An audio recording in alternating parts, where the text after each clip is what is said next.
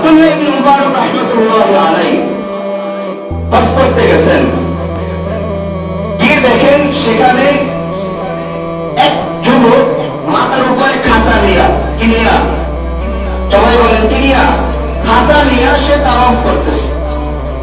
এখন আগেকার জমানায় যখন ওই মাথার উপরে করে হাড়ি পাতিল জুতা কাপড় চোপড় এলাকা এলাকায় অনেক মানুষেরা বিক্রি করতো, ঠিক না?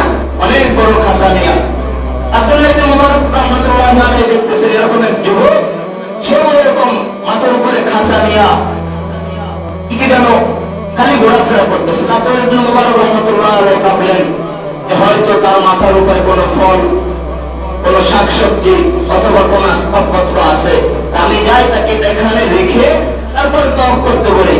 আব্দুল্লাহ ইবনে মুবারক রাহমাতুল্লাহি আলাইহি যুবকের কাছে গেলেন এবং গিয়ে জিজ্ঞেস করলেন যে তোমার মাথায় যে খাঁচাটা আছে ওটা এখানে রাখো, কারণ এই মক্কায় কোনো স্বর্ণ পড়ে থাকলেও কেউ ধরবে না, কেউ ধরার সাহস পাবে না। অতএব তোমার খাঁচায় ফল ফ্রুট যাই আছে তুমি এখানে রাখো, তারপর হজ করো, কোনো সমস্যা নাই। তো যুবক ডাক দিয়ে বলে আব্দুল্লাহ ইবনে মুবারক, হুজুর আমার মাথায় খাঁচা আছে ঠিকই, কিন্তু এর ভিতরে কোনো শাক সবজি না, এর ভিতরে কোনো ফল ফ্রুট না, এর ভিতরে কোনো আসবাবপত্র না।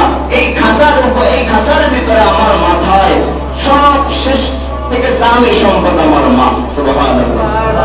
আমার মাথায় খাঁচার ভিতরে সব থেকে দামি সম্পদ হলো আমার মা আছে। আব্দুল্লাহ ইবনে মুবারক কিছুক্ষণ অবাক হয়ে গেলেন যে মাকে মাথায় নিয়ে খাঁচার ভিতর করে এরকম ঘুরতেছে, কারণ কি? বলে আব্দুল্লাহ ইবনে মুবারক যুবক ডাক দিয়ে বলে আমি তো গরিব মানুষ, আমি হজ করার জন্য কিছু টাকা জমাইলাম, টাকাগুলো আমি হজ কাফেলার কাছে দিয়েও দিলাম। আগামীকালকে আমার হজ, আমি আমার মায়ের কাছে গেছি, আমার মা অসুস্থ। আমি আমার মায়ের কাছে যাওয়ার পর আমার মাকে বললাম, মা গো আমাকে একটু দোয়া দিয়ে দেন, আমাকে বিদায় দেন, আমি একটু হজ করার জন্য আল্লাহর ঘরে যাবো। মা ডাক দিয়ে বলে, বাবা রে আমি তো অসুস্থ, আমাকে রেখে যাস না। বলে মা টাকা তো জমা দিয়ে দিছি, এখন যদি না যায় আমার টাকা তো মিস হয়ে যাবে, টাকা লস, টাকা তো ফেরত দেবে না। মা বলে দেখ তুই তো আমার একমাত্র সন্তান, তুমি যদি চলে যাও আর আমি মা যদি মরে যাই আমার কবর কে করবে? সুবহানাল্লাহ। তুমি যদি চলে যাও আমার কাপড়ের কাপড় কে বাজার থেকে এনে দিবে? তুমি যদি চলে যাও আমার কবরের পাশ কে কাটবে? অতএব সন্তান না, যদি যেতে চাও তাহলে আমি মাকে তোমার সঙ্গে নিয়ে চলে যাবো। আর দুজনে বলেন যে তুমি যদি যেতে চাও হয়তো থাকো, না হয় আমাকে নিয়ে চলো। বলে মা আপনাকে আমি কিভাবে নেবো? আপনি তো অসুস্থ ব্যক্তি, আপনি নিজেও তো চলে যেতে পারবেন না। বলে তুমি আমাকে তোমার মাথায় নাও, কাঁধে উঠাও এবং তুমি তোমার সেই মক্কার পথ করে হেঁটো।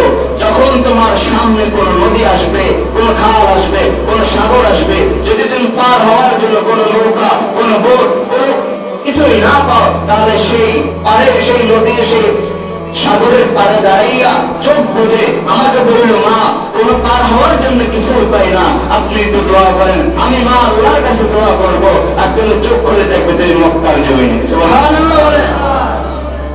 ওই যুবক ডাক দিয়ে বলে আব্দুল্লাহ ইবনে মুবারক, মায়ের কথা অনুযায়ী, মায়ের দেখানো পথ অনুযায়ী আমি সাগরের পাশে এসে দাঁড়ালাম, কোন বোট পাই না, কোন নৌকা পাই না, এরকম পানি দেওয়ার জন্য মাকে বললাম মা আবার দোয়া করেন। মা দোয়া করলেন, আল্লাহ মক্কায় পৌঁছায় দেন। কারণ মা এবং আল্লাহ, মা বাবা এবং আল্লাহ, মা বাবা যখন দোয়া করে আর আল্লাহ দোয়া কবুল করে, এর ভিতরে কোন পার্টিশন হয় না। সুবহানাল্লাহ বলেন।